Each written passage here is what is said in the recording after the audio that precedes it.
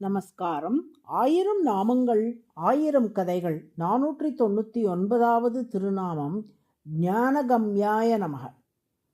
1268ஆம் ஆண்டு புரட்டாசி மாதம் திருவோண நட்சத்திரத்தில் திருமலையப்பனின் மணியின் அம்சமாக காஞ்சிபுரத்தில் அவதரித்தார் சுவாமி வேதாந்த தேசிகன். அவருக்கு இயற்பெயர் வெங்கடநாதன் என்பது.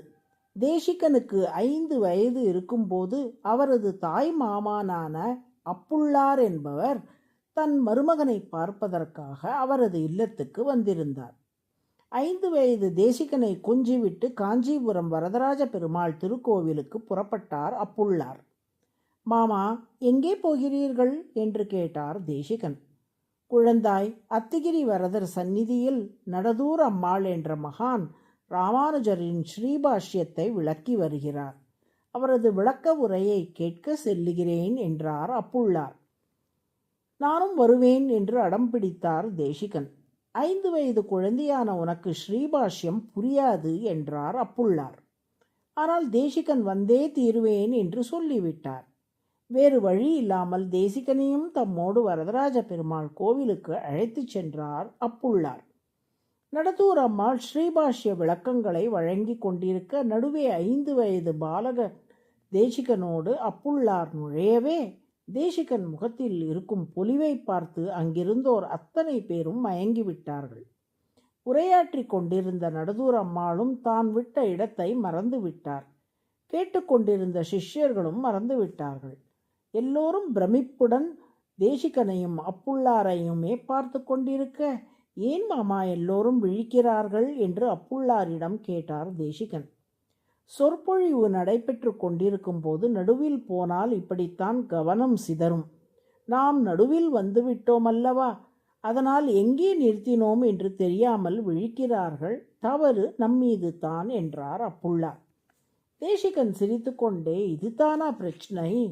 பட்டையி பராசர சத்தம் என்ற இடத்தில் விட்டார்கள். மேற்கொண்டு சொல்லுங்கள், கேட்போம் என்றார். 5 வயது குழந்தையின் இந்த ஞானத்தை பார்த்து வியந்த நடதூரம்மாள் தேசிகனை அழைத்து தம் அடியில் அமர்த்தி, வேதாந்தா பிரதிக்ஷிப்த பகிர்மதா பூயாஸ்திரைவித்ய மான்யஸ்வம் பூரி கல்யாண பாஜனம் என்று வாழ்த்தினார்.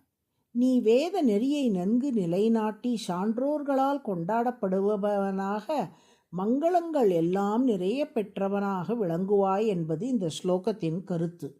இப்படி வாழ்த்திய பின் அப்புள்ளாரை அழைத்த நடதூர் அம்மாள், நான் உங்களுக்கு உபதேசித்த எல்லா சாஸ்திரங்களையும் உரிய காலத்தில் இவருக்கு நீங்கள் உபதேசிக்க வேண்டும். குறிப்பாக நான் உபதேசித்த கருட மந்திரத்தையும் இவருக்கு நீங்கள் உபதேசிக்க வேண்டும் என்று கூறினார். அதன்படி அப்புள்ளாரும் உரிய காலத்தில் தேசிகனுக்கு எல்லா சாஸ்திரங்களையும் உபதேசிக்க 20 வயதுக்குள் அனைத்தையும் கற்று தேர்ந்த பண்டிதராக ஆகிவிட்டார் தேசிகன். அப்புள்ளார் உபதேசித்த கருட மந்திரத்தை நன்றாக மனதில் நிறுத்தி கொண்டு கடலூருக்கு அருகில் உள்ள திருவகீந்திரபுரத்தில் உள்ள ஔஷதகிரி மலையில் அமர்ந்து கருட மந்திரத்தை ஜபித்து கருடனை தியானித்தார் தேசிகன். கருடன் அவருக்கு காட்சி தந்து ஹயக்ரீவ மந்திரத்தை உபதேசம் செய்தார். அந்த ஹயக்ரீவ மந்திரத்தை தேசிகன் ஜபிக்க ஹயக்ரீவர் தேசிகனுக்கு தரிசனம் தந்து தனது திருவாய் அமுதை தேசிகனுக்கு அருளினார். அந்த அருளால் மிக சிறந்த வாக்குவன்மை பெற்று கவி பாடுவதிலும் தர்க்கத்திலும் ஒப்பற்றவராக விளங்கினார் தேசிகன். கவிதார்க்கி சிம்மம் என்றும் சர்வதந்திர ஸ்வதந்திரர் என்றும் விருதுகள் பெற்றார். தேசிகன் ஹயக்ரீவரின் தரிசனத்தையும் அருளையும் பெற்றதற்கு என்ன காரணம்? முதலில் அவர் பெற்ற நடதூர் அம்மாள், அப்புள்ளார் போன்ற ஆச்சாரியர்களின் திருவருள்.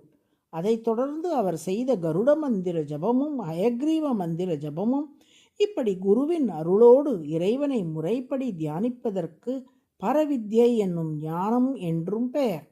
அந்த பரவித்யாகிய ஞானத்தால் அறியப்படும் ஹயக்ரீவருக்கு ஞானகம்யக என்று திருநாமம். ஞானகம்யக என்றால் ஞானத்தால் அறியப்படுபவர் என்று பொருள். அதுவே சகசிரநாமத்தின் 499வது திருநாமம். ஞானகம்யாய நமக என்று தினமும் சொல்லி வரும் அன்பர்களுக்கு நல்ல ஞானம் நிறையும்படி திருமால் அருள் புரிவார். நாராயண நாராயண.